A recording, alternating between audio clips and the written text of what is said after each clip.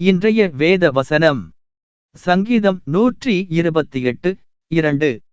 உன் கைகளின் பிரயாசத்தை நீ சாப்பிடுவாய், உனக்கு பாக்கியமும் நன்மையும் உண்டாயிருக்கும். பிரியமானவர்களே, இயேசுவின் நாமத்தில் உங்களுக்கு ஸ்தோத்திரங்களை தெரிவித்துக் கொள்கிறேன். அநேகர் சொல்வதுண்டு, எவ்வளவோ உழைக்கிறேன், கஷ்டப்படுகிறேன், போராடுகிறேன், ஆனால் அவ்வளவு உழைத்தும் என்னுடைய வாழ்க்கையில் ஆசீர்வாதத்தை நான் பார்ப்பதில்லை, மேன்மையை பார்ப்பதில்லை, சந்தோஷத்தை காண முடியவில்லை என்பதாக. உங்களுக்கு வேதத்தில் இருந்து ஒரு செய்தியை எடுத்துக்காட்ட விரும்புகிறேன். வேதத்தில் பார்க்கிறோம், ரூத் என்கின்ற விதவை பெண் தன்னுடைய கணவனையும் மாமனாரையும் இழந்து தன்னுடைய மாமியாரான நகோமியுடன் வசித்து வந்தாள். நகோமி ரூத்தின் கணவன் இறந்து போனதை எண்ணி அவளை பார்த்து, நீ உன்னுடைய வீட்டிற்கு திரும்பி போ என்று சொன்னபோது, ரூத்தோ, உம்மை விட்டு நான் பிரிந்து போக மாட்டேன், உம்முடன் தான் இருப்பேன் என்று உறுதி செய்தாள். தேசத்தில் பஞ்சம் அதிகமாயிருந்தபடியால் மோவாப் என்கிற தேசத்திற்கு போனார்கள்.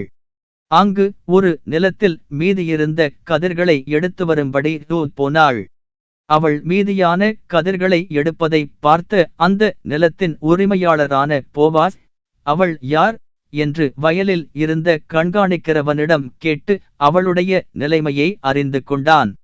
மேலும் அந்த நிலத்தின் உரிமையாளரான போவாஸ் ரூத்தின் கணவருக்கு உறவினராவான்.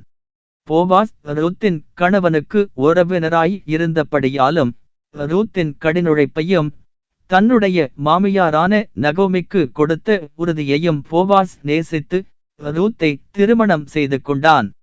எனக்கன்பானவர்களே, ரூத்திற்கு தன்னுடைய கணவன் இறந்து போனான். தேசத்தில் கொடிய பஞ்சம். அவளுடைய தாய் தகப்பன் வீட்டிற்கும் போகவில்லை. அவளிடம் எந்தவொரு வருமானமும் இல்லை. ஆனாலும் தேவன் அவளை வழிநடத்தினார். சந்தோஷமும் நன்மையையும் உண்டாயிருக்கும்படி செய்தார். இன்றைக்கு நீங்களும் கடினமாய் உழைக்கிறேன், கஷ்டப்படுகிறேன், போராடுகிறேன், ஆனாலும் ஒரு நன்மையும் காண முடியவில்லை, ஒரு சந்தோஷமும் இல்லை, அடுத்தடுத்து இழப்புக்கள், திடீர் திடீர் வீழ்ச்சிகள் என்பீர்களானால், கர்த்தர் உங்களை பார்த்து சொல்லுகிறார், உன் கைகளின் பிரயாசத்தை நீ சாப்பிடுவாய், உனக்கு பாக்கியமும் நன்மையும் உண்டாயிருக்கும். கர்த்தர் உங்களை ஆசீர்வதிப்பாராக.